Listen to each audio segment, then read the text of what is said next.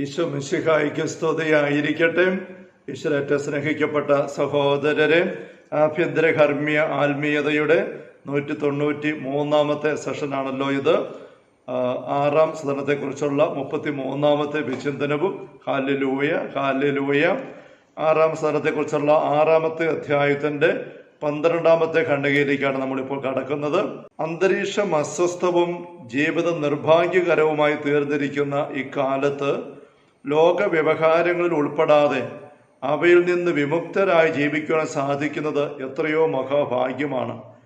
മദ്രസ്യ ഇത് എഴുതുന്ന നൂറ്റാണ്ടുകൾക്ക് മുമ്പുള്ള കാലഘട്ടത്തിൽ പോലും അന്തരീക്ഷം അസ്വസ്ഥമാണ് എന്നും ജീവിതം അതിൻ്റെ ഫലമായി നിർഭാഗ്യകരമായ അവസ്ഥയിലായി തീർന്നിരിക്കുന്നു ലോകത്തിൻ്റെ ജീവിതം എന്നും സൂചിപ്പിച്ചുകൊണ്ട് മദ്രസ്യ പറയുകയാണ്. അങ്ങനെയുള്ള നമ്മളെ അസ്വസ്ഥപ്പെടുത്തി വല്ലാണ്ടാക്കി കളയുന്നതായ വ്യവഹാരങ്ങളിൽ ഉൾപ്പെട്ടു പോകാതെ ഈ ഭൂമിയിൽ ആത്മീയ അനുഭവത്തോടെ ജീവിക്കാൻ സാധിക്കുന്നത് എത്രയോ വലിയൊരു മഹാഭാഗ്യമാണ് എന്ന് പറയുന്നു. അപ്പോൾ അന്നത്തെ കാലത്ത് അത്ര വാസ്തവമായി ഇന്ന് എത്രയോ അധികമായിട്ട് ഇത് പ്രസക്തമായൊരു കാര്യമാണ്. ഇരട്ടി അസ്വസ്ഥതകളുടെ വിഷയങ്ങൾ നിറഞ്ഞ നമ്മുടെ ജീവിതത്തിലേക്ക് മീഡിയ വഴിയെല്ലാമായിട്ട് ഒരുപാട് കാര്യങ്ങൾ നിരന്തരം ഇടിച്ചു കയറി വന്നുകൊണ്ടിരിക്കുന്ന ഈ നാളുകളിൽ അവയുടെ എല്ലാ ഇടയിലും നടുവിലും നമുക്കൊരു വലിയ ആത്മീയ അഭിഷേകത്തോടെ നമ്മുടെ സാന്നിധ്യം അനുഭവിച്ചുകൊണ്ട് ജീവിക്കാൻ സാധിക്കുന്നത് ഒരു വലിയൊരു ഭാഗ്യമായിട്ട് തന്നെ നമ്മൾ കാണേണ്ടതായിട്ടുണ്ട്. എൻ്റെ സഹോദരിമാരുടെ സമൂഹത്തിൽ വസിക്കുമ്പോൾ ചില സന്ദർഭങ്ങളിൽ സവിശേഷമായ ആനന്ദം എനിക്ക് അനുഭവപ്പെടാറുണ്ട്. എത്ര കലുഷ്യമായ ആത്മീയ ആനന്ദമാണ് അവർ അനുഭവിക്കുന്നത്. ഇത് നമ്മളെ നല്ലതുപോലെ ആത്മശോധനാപൂർവ്വം ഇരുത്തി ചിന്തിപ്പിക്കേണ്ട ഒരു പ്രസ്താവന തന്നെയാണ് മദ്രസ്യ പറയുന്നത്. അന്ന് മദ്രസ്യ സ്ഥാപിച്ചതായ ഈ നവീകരിക്കപ്പെട്ട കർമ്മല സഭ സമൂഹ അംഗങ്ങളുടെ ആ സമൂഹങ്ങൾ അങ്ങനെയുള്ള സമൂഹങ്ങളിലായിരിക്കുള്ള മദ്രസ്യ തൻ്റെ അനുഭവം പറയുകയാണ്. എത്രയോ വലിയ ആനന്ദമാണ് ആ മദ്രസയ്ക്ക് അനുഭവപ്പെടുന്നത്. അതിന് കാരണം പറയുകയാണ്, ആ കലുഷമായ ആത്മീയ ആനന്ദമാണ് അവർ അനുഭവിക്കുന്നത്. അപ്പം അന്നത്തെ സന്യാസ ജീവിത സമൂഹങ്ങളുടെ ഒരു ആത്മീയ അന്തരീക്ഷം എന്തായിരുന്നുവെന്ന് ഈ ഒരു പ്രസ്താവന എടുത്തു കാണിക്കുന്നുണ്ട്. ഇത് വായിക്കുമ്പോൾ നമ്മൾ ഇന്ന് ആത്മീയ ജീവിതത്തിൻ്റെ പല തലങ്ങളിലൂടെ കടന്നു പോകുന്നവരാണ്. വൈദികരായിരിക്കുന്നവരങ്ങനെ, സന്യസ്തരായിരിക്കുന്നവരങ്ങനെ, കത്തോലിക്ക കുടുംബങ്ങളിൽ അംഗങ്ങളായിരിക്കുന്നവരങ്ങനെ, പിന്നെ ശുശ്രൂഷ മേഖല ഒരുമിച്ച് വസിക്കുന്ന അനുഭവം നമുക്കുണ്ട്. അങ്ങനെയുള്ള സമൂഹങ്ങളിൽ നമ്മളായിരിക്കുമ്പം നമുക്കിങ്ങനെ ഒരു ആത്മീയ ആനന്ദം അനുഭവിക്കാൻ സാധിക്കുന്നുണ്ടോ എന്ന് നമ്മൾ ചിന്തിക്കേണ്ടതാണ്, അല്ലേ? Hallelujah hallelujah. നമ്മളുടെ ഇപ്പോൾ ഒരു മഠത്തിലാണെങ്കിൽ ഒരു സിസ്റ്ററാണ് നമ്മളെങ്കിൽ നമ്മളുടെ കൂടെയുള്ള മറ്റ് സഹോദരിമാരുടെ കൂടെയുള്ള സഹവാസം ഇതുപോലൊരു ആത്മീയ ആനന്ദം പകരുന്ന അനുഭവമാണോ? അല്ല, ഞാനൊരു വൈദികനാണെങ്കിൽ എൻ്റെ കൂടെയുള്ള മറ്റു വൈദികരുടെ കൂടെ ഞാൻ ആയിരിക്കുന്ന അനുഭവം എനിക്ക് വലിയ ആത്മീയ ആനന്ദം നൽകുന്ന അനുഭവമാണോ?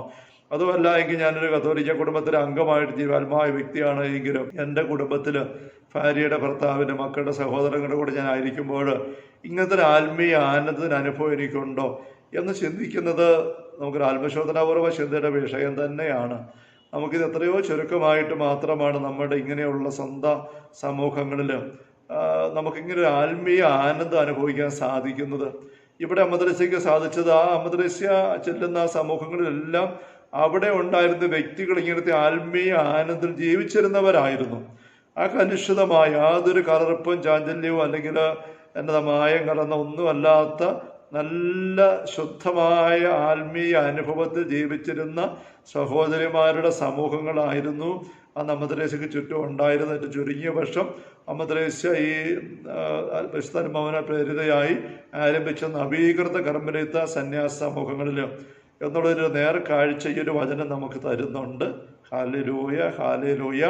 അങ്ങനത്തെ ഒരു അനുഭവത്തിലേക്ക് നമ്മുടെ ഓരോ സമൂഹവും വളർന്നു വരാൻ, ഓരോ കുടുംബവും തെളിഞ്ഞു വരാനായിട്ട് നമുക്ക് മദ്രസയുടെ തന്നെ മാധ്യസ്ഥം പ്രാർത്ഥിക്കാനായിട്ട് സാധിക്കട്ടെ. അത്രയെങ്കിലും വീണ്ടും ആശ്രമത്തിൽ പ്രവേശനം സിദ്ധിച്ചതിൻ്റെ പേരിൽ നമ്മുടെ കർത്താവിന് സ്തുതിസ്തോത്രം സമർപ്പിക്കുന്നതിൽ സർവ്വ കഴിവുകളും പ്രയോഗിക്കുവാൻ ഓരോരുത്തരും ശ്രമിക്കുന്നതായി ഞാൻ മനസ്സിലാക്കുന്നു. ഓരോരുത്തരും താങ്കൾക്ക് കിട്ടിയ ദൈവവിളിയിൽ നിറഞ്ഞ ഹൃദയത്തോടെ സന്തോഷത്തോടെ ദൈവത്തിന് സ്തുതി അർപ്പിക്കാൻ ഓരോരുത്തരും ശ്രമിക്കുകയാണ് എന്ന് മദ്രസയുടെ ബോധ്യം അതാണ്. മറ്റു സഹോദരന്മാരെ നിരീക്ഷിക്കുമ്പോൾ നമുക്ക് ലഭിച്ചിരിക്കുന്ന കുടുംബം ഇടവക സമൂഹം, ശുശ്രൂഷാവേദി, അല്ലെങ്കിൽ നമ്മുടെ ആയിരിക്കുന്ന മഠം, അല്ലെ സന്യാസ ഭവനം, അവിടെയുള്ള ആ ജീവിതത്തിന് ഈ അവസരം ദൈവം എനിക്ക് നൽകിയതിന് ദൈവത്തിന് നന്ദി പറയാനായിട്ട് മത്സരിക്കുന്ന വ്യക്തികളായിട്ട് നമ്മൾ മാറേണ്ടതാണ് എന്നാണ് ഇതിൻ്റെ സൂചന. Hallelujah, hallelujah. അവരുടെ സ്തുതിഗീതങ്ങൾ ആത്മാവിൻ്റെ ആഴത്തിൽ നിന്ന് വരുന്നതാണ് എന്നതിൽ സംശയമില്ല. വീണ്ടും മദ്രസ പറഞ്ഞ കാര്യം നമുക്ക് ആ കാലഘട്ടത്തിൻ്റെ ഈ സമർപ്പിത സഹോദരിമാരുടെ എങ്കിലും ആത്മീയ അനുഭവത്തിൻ്റെ നേർക്കാഴ്ച തന്നെയാണ് വീണ്ടും നമുക്കിത് കിട്ടുന്നത്.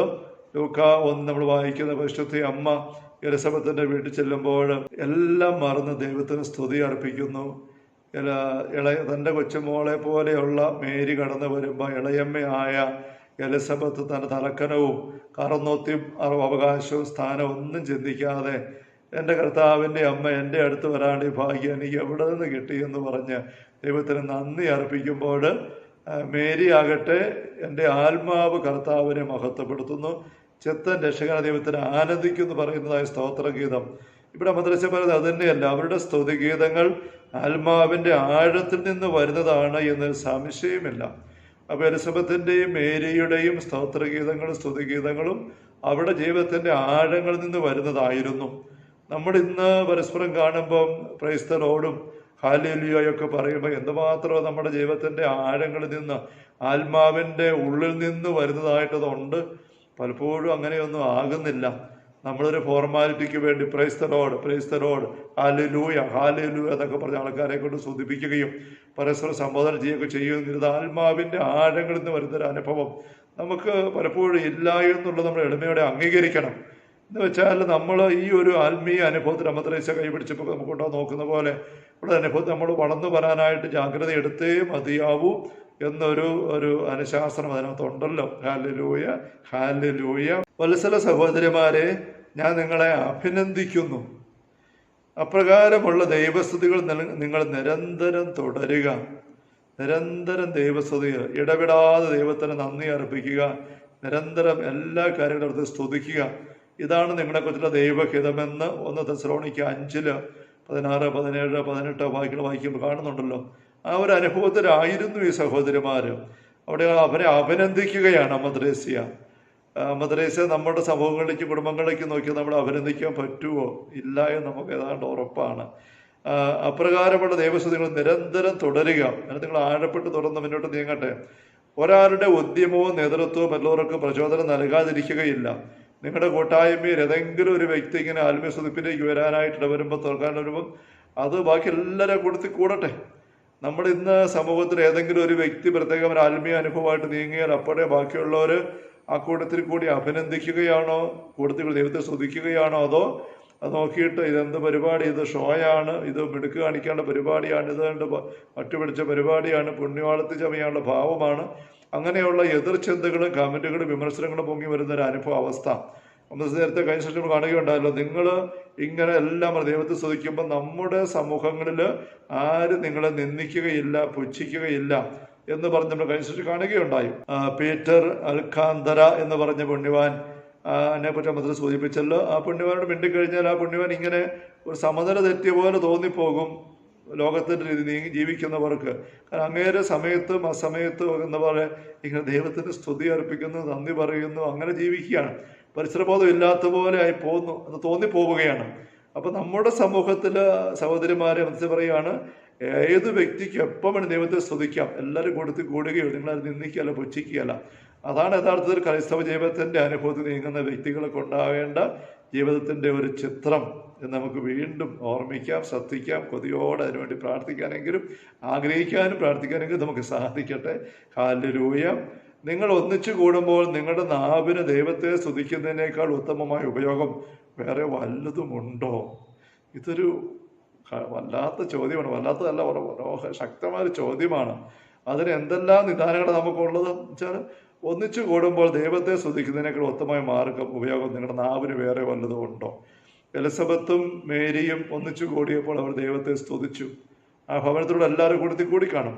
എലിസബത്തിന്റെ ഉദരത്തിലെ കുഞ്ഞുപോലും സ്തുതിച്ചു, ആത്മാവോട് സന്തോഷം കൊണ്ട് നിറഞ്ഞിട്ട്.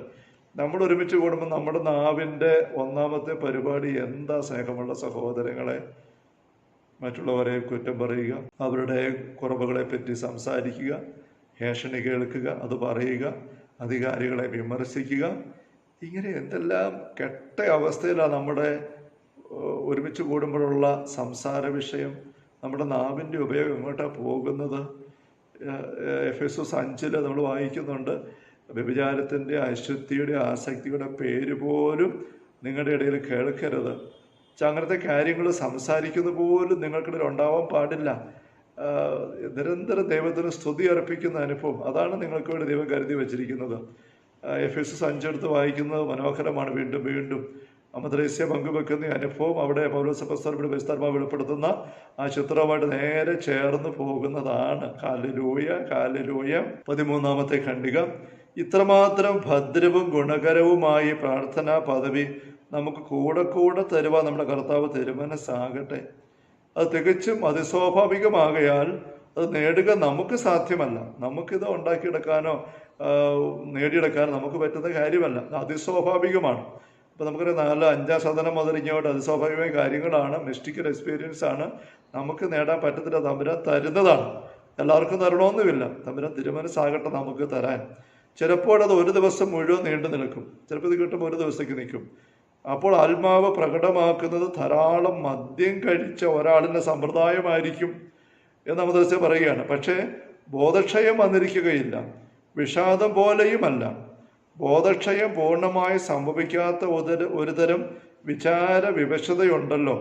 അതായത് ഭാവന ഒരു വിധത്തിലും വ്യതിചരിക്കാൻ സാധിക്കാത്ത വണ്ണം ഒരേ വിചാരത്തിൽ കേന്ദ്രീകൃതമായിരിക്കുന്നു. അപ്പോൾ വളരെയധികം മദ്യം കഴിച്ച ഒരു വ്യക്തിയെ പോലെയാണ് അമദ്രസ്യ പറയുകയാണ്. നമ്മൾ എഫെസോസ് 5 കുറിച്ച് സൂചിപ്പിക്കുകയുണ്ടായല്ലോ. എഫെസോസ് 5 ഇങ്ങനെ നമ്മൾ വായിക്കുന്നുണ്ടല്ലോ, 16, 17, 18 വാക്യങ്ങളിൽ, ഇപ്പോൾ തിന്മയുടെ ദിനങ്ങളാണ്, നിങ്ങളുടെ സമയം പൂർണ്ണമായും പ്രയോജനപ്പെടുത്തുവിൻ. അമദ്രസ്യയോട് പറഞ്ഞ് ആരംഭിച്ചതാണ്. ഇപ്പോൾ ലോകത്തിൽ എന്തുമാത്രം അസ്വസ്ഥതയാണ്, എന്തുമാത്രം പ്രശ്നങ്ങളാണ്. അതിനിടയിൽ നമുക്കൊന്ന് ആത്മീയ അനുഭവം ജീവിക്കാൻ സാധിക്കുന്നു. മഠത്തിൽ ഇവിടെ സഹോദരിമാർ എത്ര വലിയ ഭാഗ്യമാണ്. അപ്പോൾ അത് തന്നെ പറയുന്ന പൗലോസപ്പോസ്തലൻ, ഇപ്പോൾ തിന്മയുടെ ദിനങ്ങളാണ്, നിങ്ങളുടെ സമയം പൂർണ്ണമായും പ്രയോജനപ്പെടുത്തുവിൻ. അങ്ങനെ പ്രയോജനപ്പെടുത്തേണ്ടത് ഈ അമദ്രസ്യ പറയുന്നത് ജീവിക്കാനായിട്ട് പരിശ്രമിച്ച് ജീവിച്ചു കൊണ്ടുപോകാം. ഫോഷന്മാരാകാതെ കർത്താവിൻ്റെ അഭീഷ്ടം എന്തെന്ന് മനസ്സിലാക്കുവിൻ. ഇതാണ് കർത്താവിൻ്റെ അഭീഷ്ടം. നിരന്തരം ദൈവത്തെ സ്തുതിക്കുക. 1 തെസ്സലോനിക്ക 5, 16, 17, 18 വാക്യങ്ങൾ കാണുന്നുണ്ടല്ലോ. എല്ലാ കാര്യങ്ങളും ദൈവത്തിന് കൃതജ്ഞത അർപ്പിക്കുക. അതാണ് നിങ്ങളെ ദൈവത്തിന്റെ ഹിതം, ദൈവത്തിന്റെ പദ്ധതി അതാണ്. ആത്മാവിനെ നിർവീര്യമാക്കാൻ നിരന്തരം ദൈവത്തിന് സ്തുതി അർപ്പിക്കുക. കർത്താവിന്റെ അപേക്ഷമെന്ന് മനസ്സിലാക്കുവിൻ. നിങ്ങൾ വീഞ്ഞു കുടിച്ച് ഉന്മത്തരാകരുത്, അതിൽ ദുരാസക്തിയുണ്ട്. മറിച്ച് ആത്മാവിനാൽ പൂരിതരാകുവിൻ. സങ്കീർത്തനങ്ങളാലും ഗാനങ്ങളാലും ആത്മീയ ഗീതങ്ങളാലും പരസ്പരം സംഭാഷണം ചെയ്യുവിൻ. ഗാനാലാപങ്ങളാൽ പൂർണ്ണഹൃദയ കർത്താവിനെ സ്തുതിക്കുവിൻ, വാഴ്ത്തുവിൻ. അപ്പം പരിസരം പറയുന്ന ഈ മനോഹരമായ ജീവിതത്തിൻ്റെ ഒരു ചിത്രം തന്നെ അമദ്രസ്യ ഇവിടെ എത്തിച്ചേർന്നിരിക്കുന്നു, പങ്കുവെക്കുന്നതും. അപ്പം വീഞ്ഞു കുടിച്ച് ഉന്മത്തരാകരുത്. ഇവിടെ അമദ്രസ്യ പറയുകയാണ്, ഒത്തിരി മദ്യം കഴിച്ച ഒരു വ്യക്തിയെ പോലെ കാണപ്പെട്ടു പോകും. പക്ഷെ മദ്യം കഴിച്ചതല്ല, അതൊരു ബോധക്ഷയമൊന്നുമില്ല. ചിന്ത എന്താണ് സംഭവിക്കുന്നത്? ഭാവന ഒരു തരത്തിലും വ്യതിചലിപ്പിക്കാൻ പറ്റാത്ത രീതിയിൽ ഒറ്റ ചിന്തയിൽ കേന്ദ്രീകൃതമായിരിക്കും. എന്താണ്? ദൈവത്തെ സ്തുതിക്കുക, വേറൊന്നുമില്ല. സമുചിതമായ ഉദാഹരണങ്ങൾ ഉദ്ധരിക്കുവാൻ എനിക്ക് ശേഷിയില്ലാത്തത് കൊണ്ട് അപര്യാപ്തമായവ ഞാൻ ഇങ്ങനെ പറഞ്ഞു പോവുകയാണ്. അതീവ വിശിഷ്ടമായ ആ അനുഗ്രഹത്തിന്റെ സാക്ഷാൽ സാരം ഇതാണ്: ആനന്ദം നിമിത്തം ആത്മാവ് തന്നെ സമസ്ത വസ്തുക്കളെയും വിസ്മരിക്കുന്നു. യാതൊന്നും അവളുടെ സത്തയിൽ പെടുന്നില്ല. സംസാരിക്കുവാനും അവൾക്ക് നിവൃത്തിയില്ല. ഹൃദയ ആനന്ദത്തിൽ നിന്ന് ഉദിച്ചുയരുന്ന ദൈവസ്തുതികൾ പ്രകീർത്തിക്കാൻ മാത്രമേ അവൾക്ക് കഴിയുന്നുള്ളൂ. പരിശുദ്ധ അമ്മ എലിസബത്തിന്റെ വീട്ടിൽ ചെല്ലുമ്പോൾ വർത്തമാനം പറയാനൊന്നും അമ്മയ്ക്ക് പറ്റുന്നില്ല, വിശേഷങ്ങൾ ചോദിക്കാനും പറ്റുന്നില്ല. എല്ലാം പറഞ്ഞ് ദൈവത്തെ സ്തുതിക്കുകയാണ്. അതാണ് അവിടെ സംഭാഷണം, മേരുടെ സംഭാഷണം. എലിസബത്തിന്റെ സംഭാഷണ വിഷയം അത് തന്നെയാണ്. നമുക്കും പരസ്പരം കാണും വേറെ അതും ഇതും വർത്തമാനം പറയാനും ഒന്നും പറ്റുകയല്ലാത്ത പോലെ നമ്മുടെ ഉള്ള ദൈവസ്തുതിയിൽ അങ്ങനെ തറഞ്ഞിരിക്കണം. അങ്ങനെ ആയി വരും ഇവിടെ എന്ന് അമദ്രസ്യ പറയുകയാണ്. പ്രിയപ്പെട്ട പുത്രന്മാരെ, നമുക്ക് എല്ലാവർക്കും കൂടി ഈ ആത്മാവിനോട് ഒന്ന് ചേരാം. ഇങ്ങനത്തെ ഒരു അനുഭവത്തിലേക്ക് ഏതെങ്കിലും ഒരു വ്യക്തി നിങ്ങളുടെ സമൂഹത്തിൽ കടന്ന് പൊങ്ങി വരാൻ ദൈവം ഇടകൊടുത്താൽ ആ കൂടെ നിങ്ങളെല്ലാവരും കൂടിക്കുമോ? അവർക്കുള്ളതിൽ അധികം വിവേകം നാം പ്രകടിപ്പിക്കേണ്ടതുണ്ടോ? അവിടെ വേറെ വിവേകം എടുത്തുകൊണ്ട് ബുദ്ധിപൂർവ്വം ചിന്തിച്ച് ഇങ്ങനെ സ്തുതിക്കേണ്ട ഇപ്പോൾ ആൾക്കാർ കാണുകയല്ലേ, കേൾക്കുകയല്ലേ, വേറെ വിശേഷം വല്ലതും പറയും, എന്നിട്ട് പിന്നെ ആയിട്ട് സ്തുതി പ്രാർത്ഥന. അങ്ങനെയല്ല. എലിസബത്തിന്റെ വീട്ടിൽ മറിഞ്ഞത് കയറിയപ്പോൾ തന്നെ എത്ര ജോലിക്കാരവിടെയുണ്ട്, സക്കറിയ അപ്പുറത്തുണ്ട്, ഇപ്പുറത്തുണ്ട്, ആൾക്കാരുണ്ട്. അതൊന്നും ചിന്തിച്ചുകൊണ്ട് മിണ്ടാതിരിക്കാനായിട്ട് എലിസബത്തിനും പറ്റുന്നില്ല, മേരിക്കും പറ്റുന്നില്ല, അമ്മയ്ക്ക് പരിശ്രമിക്ക് പറ്റുന്നില്ല. സ്തുതിക്കുകയാണ്. അപ്പം ആ വീട്ടിലുള്ള എല്ലാവരും കൊടുത്ത് കൂടിക്കാണും. ഒരു വിവേകമില്ലായ്മ തോന്നും, പക്ഷെ അത്ര വിവേകം നമുക്ക് മതിയെന്ന് മദ്രസ പറയുകയാണ്. അവൾക്കുള്ളതിൽ അധികം വിവേകം നാം പ്രകടിപ്പിക്കേണ്ടതുണ്ടോ? അവൾ അവലംബിക്കുന്ന മാർഗത്തേക്കാൾ ആനന്ദകരമായി വേറെ ഏതെങ്കിലും നമുക്കുണ്ടോ? സകല സൃഷ്ടികളും അനവരതം നമ്മോട് ഒന്നിക്കട്ടെ. ആമേൻ, ആമേൻ, ആമേൻ. 3 പ്രാവശ്യം മദ്രസ ആമേൻ പറയുകയാണ്. നമ്മളെ കൂട്ടത്തിൽ കൂടണം. ആമേൻ നമ്മൾ പറയണം. അവർ നമുക്ക് ആകാനായിട്ട് സാധിക്കട്ടെ. Hallelujah, hallelujah. കർത്താവേ മിശിഹായുടെ സമൃദ്ധമായ കൃപയും അനുഗ്രഹങ്ങളും പിതാവായ ദൈവത്തിൻ്റെ അവർണ്ണനീയമായ സ്നേഹവും പരിശുദ്ധാത്മാവായ ദൈവത്തിൻ്റെ നിരന്തര സഹവാസവും സ്നേഹമുള്ള സഹോദരങ്ങളെ നമ്മെല്ലാവരുടെയും കൂടെ ഉണ്ടായിരിക്കട്ടെ, ഇപ്പോഴും എപ്പോഴും എന്നേക്കും. ആമേൻ. ഈശോ മിശിഹായ്ക്ക് സ്തുതിയായിരിക്കട്ടെ.